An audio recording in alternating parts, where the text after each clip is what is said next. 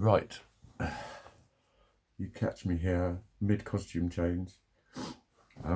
It was cold enough for a hoodie, and I was kind of okay. I really like this headband with this hoodie, but then when I take the hoodie off and reveal the ghastly fucking vest now underneath, in my defence, it was because it had these alligators. They're cheetahs, but if you observe here, we have a yellow round thing, blackly splodgicated, and here we have a black.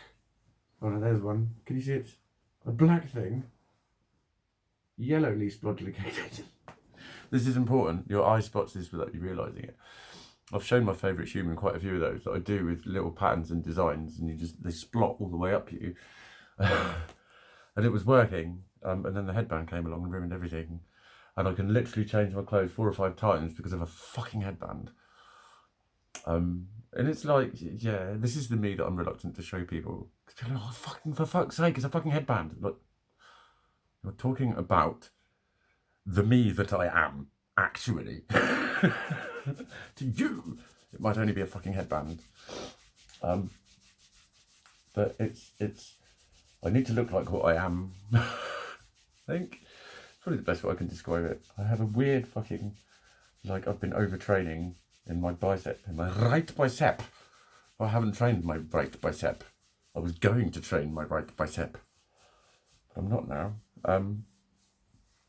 Anyway, what did I want to say? I wanted to say, I've said it a couple of times now about when I was dating Dave the Octopus. I wasn't dating her. We went on one date, and we were going to be a catastrophe. But it's like I said, it's the whole thing about her trying to ban me from talking about it. It's like I'm not going to give details about her. I'm going to give details about me. And it was like, yeah, I just wanted to clear that up. The other one I wanted to clear up was when I said I talked about ideas of reference, but where I was going with that was the doctor had likened to it in a similar way to the ideas of reference. Then this happens, and I didn't quite tally that up. So I basically wasn't talking about ideas of reference at all. Ideas of reference are like, I do get them. I did have them. I'm almost jokey with them, but they feel real to me. Like I quite often said that like I'll talk about what clothes I want next, and then someone's going to invent them. And I've written a lot of posts saying, can someone invent this please? And like a lot of stuff has come true. For instance, I did say, I like skulls, right? But I always used to say, it was when those like, what's it called, Festival of Life ones started coming out with all the colours. I liked them. And they're fucking everywhere now, aren't they? But it was like, why do they always have to be associated with death and Satanism and heavy metal? Can't we have like fruity coloured ones? This was one of the things that happened with cartoony skulls on them, cool skulls. So as far as I'm concerned, whoever designed this top designed it because of me. That's what ideas of reference are. But the other one, the main one, was when what I said was, if you have like only anxiety, like if anxiety is your main thing, you just get that inexplicable social anxiety. So when I said that, you know, for those people, staying in and away from it makes it worse, and they would probably say to me, no, it doesn't, it makes it better. And I didn't say it properly. And yeah, avoidance is kind of a coping strategy. That's, you know, if you sat down and you were getting anxious and you were unpacking it, as they say, and they would say to you, what sort of things do you do? And if you were just stuck going, well, what do you mean? I don't deal with it. I can't manage it. And they'd be going, well, what do you do? And they would prompt you, and one of the things would be to say, I stay indoors. I don't accept invitations, or I pretend I'm doing something else. Avoid those situations. And a lot of the times you would say it makes you feel better. And to me, it's like sometimes does. But what I meant was, and I think the reason that society is always challenging you is when it's staying in then builds up the reasons that you're anxious, and it underlines that confirmation that you can't handle it. And that's why I'm saying it gets worse. It would get progressively worse if you're not challenging it, if you allow it to just go unchallenged, kind of thing. And a lot of the times, some of the coping strategies would be, you know, finding out the areas where you don't get anxious and focusing on that and building on things. Whereas for me, it's just recognizing, well, actually, no, the more I do that and the more I think that I'm doing well because of it, and the society will say, see, nothing happened and you were fine, because that's what you get urged. on the very first time you do it as well. That's the other thing. People are too overzealous with trying that one. See? No problem at all, because it just makes you feel like, yeah, it was all in my pretty little fucking head again, wasn't it? Don't do that to people. But in a very real way, it's like, no, what I need to learn is in the same way that I needed to learn I can't do group conversation. So I just start fucking saying that to people. I just say that. Fucking, they can like it or not do anything or do something. I don't care. It's I can talk one-to-one. I can talk one-to-one, and I need to stay on one subject, even though I won't. And that's not me being just fucking all about me or whatever. It's my only way of communicating, and I need to fucking just stick to that fucking shit. And the more I will find areas where I'm not getting those anxieties and those are the areas I will gravitate towards. And that's what I meant by I shouldn't have come at it from the staying at home point of view. I should have come at it from the going out point of view. So when someone with anxiety goes out and is supported through that in their own timely way, seriously, if you try and fucking pronounce people cured too soon, you'll make them worse, I guarantee it. Let them fucking grow. Let them go up and down again if they need to. And then give up again if they need to, because that's what fucking happens, and that's what they will need to deal with anyway. That's what happens. It's all right to fall apart every fucking night. I keep saying that. It's all right to just want to fucking end it all. Sorry. That's not a popular view, is it? But like, well, it happens. Loads of people think it. And the more people give it that shock, horror reaction, you shouldn't do that. You shouldn't even think that you're a terrible person. The more you make it worse, you drive it underground. Drive it underground and get people guilty for thinking it. That's what I think. That's what I fully fucking believe, mate. It's a normal thing to think, actually. And, you know, I'm sure if you've I've never rung a suicide hotline, because if I'd wanted to kill myself, I would kill myself. I wouldn't ring a suicide hotline and say, please stop me. Because that in and of itself is the actions of someone who doesn't want to kill themselves. They want to remain alive if they're looking for help, in my view. Part of them wants to anyway. Parts that they want saving. They want saving or whatever. But I'm sure that they would unpack the sort of logic of that, and it can be a sort of almost logical decision, which then defies logic. But I think the more people are allowed to say that in a safe place without being fucking reprimanded for it and talked down to about it, because yes, it's a very difficult subject and a lot of people have been hurt badly by it. But, you know, the person was hurting badly too. And maybe if they'd have been able to express it more, who knows? Who fucking knows? But, you know, my own view is if you say that sort of shit, then it's instantly like, you can't even fucking think that.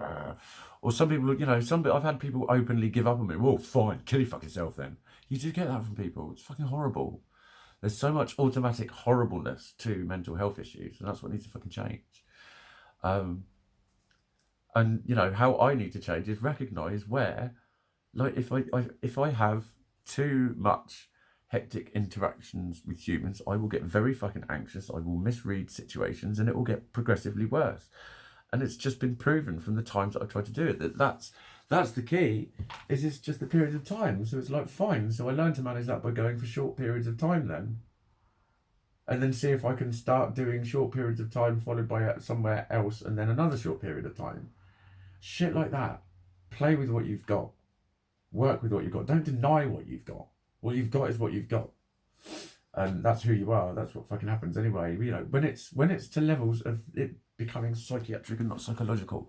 That's what I think it is everyone thinks that everything is psychological, and therefore can be just retuned with psychology. And you know, they're similar but different, really. And I just think, you know, so it's when it's pathological, when it's a pathology. There's that first test I did. Indicator of serious psychopathology. I was like, what? Psycho what now? Are you calling me? But that's psychopathy. That's a disease. That's the disease, psychopathy in itself. But psychopathology just means mentally unwell. Mental illness, basically. It's a sign of mental illness. Pretty much. I can't remember the precise meaning of pathology, but it's used in a lot of fucking ways in biology. Really. Anyway, that's bullshit. It's not bullshit. It's fact. What am I on about though? Now, what am I fucking on about? How am I doing for time? Nearly 10 minutes. I think that was the other thing I wanted to get in. I'll just do it anyway. But it's interpretations of each other, and like those are the things that are skewed in me. But it's like the point where I become tantrumical. That was it. It was off a conversation where someone was hurting, and I commented on how I didn't like hearing that in someone's voice. And the person called him a drama queen. Oh, she's a drama queen. I was like, is she? Or is she? That's her being unwell right now. That's the thing I often talk about is the interpretation of it. Because behaviours are seen as symptoms. That's what I said at uni when there was someone I wasn't getting on with, and I said to my lecturer that uni got involved and everything. So I think the issue is that she thinks that my symptoms are behaviours, they're choices and behaviours, and they're actually symptoms. And he got it. He totally got that. He said that's a very clear way of putting it, actually, and it's fucking true. And the other thing is with the emotion. When I have my tantrums, that is the point that everyone thinks that I'm experiencing the same level of something as they are. And from here on out, this is what I've had it added on with my pretty little head. This is the point at which I've given up. This is the point at which I've resigned to it. And it's more like, no, you experiencing it at this level and I experience it at this fucking level. That's why it all fucking comes out. But you think it's this.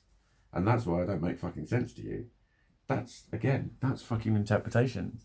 I can be misinterpreted as, like the video said, no self-confidence and sort of socially quite dweeby, but it's not. It's just there's a serious malfunction in my processing of the information, my understanding of it, what it means in the context of where I am. And there's a lot more. I wish I was clever enough to explain it more simply. Basically, I wish I was clever enough to explain it more simply, because it's easy to understand if you can explain it simply. But you always end up making reference to paranoia, of thinking the world's against you, because that's the only way that you can explain the dynamic of it, is in a way that's quite extreme. But the same dynamic happens at much more subtle levels. It's the sort of shit that's in that book, Games People Play. We are all doing a little bit of one-upmanship on each other pretty much all the time in most of our conversations. And when one speaks, another one automatically listens. Those are the things I'm on about. When someone's, there's those people that never get interrupted because they assert themselves, or whatever. It's not. There's psychological subcontracts that are going on between people, and those are the ones that are fucked up in me. And that's what leads to a whole host of misinterpretations from you. Except yours are always right and mine are always fucking wrong. Except it's the other way around. That's why it's infuriating. Because sometimes that people are saying, "Oh, come on, this is you with your oversensitivity again." And you kind of think, yeah, I know it is, but it doesn't mean that it's not. Excuse me.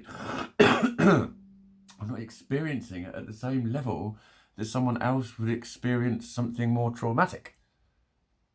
To the point where someone is wailing and crying and not caring is, it's seen so often as deliberately causing a scene. He or she wants attention. Look, it's because of this. And someone who doesn't really know looks at the whole group dynamics as they understand it and pronounce that person to be doing something. They're only ever going to be talking about their subconscious anyway, but they suddenly pronounce that person to be doing, choosing, wanting, trying to make happen, causing, actually. And very often they're not. They're experiencing their symptoms, which are wholly unpleasant. And that's what makes it so fucking difficult. And that is why people like me have this constant need to explain ourselves. It's part of, the whole identity crisis shit that I sort of, tolerate. But it's it would infuriate anyone. It would infuriate anyone when you're getting, I've always talked about what comes back to me from people. And a lot of the time it's lovely. People have always seen my heart and all of that. But so many times I can tell that they're thinking that I'm being a certain way, and I know that I'm presenting as that to them. But I know that the me that they're seeing isn't the me that I'm being.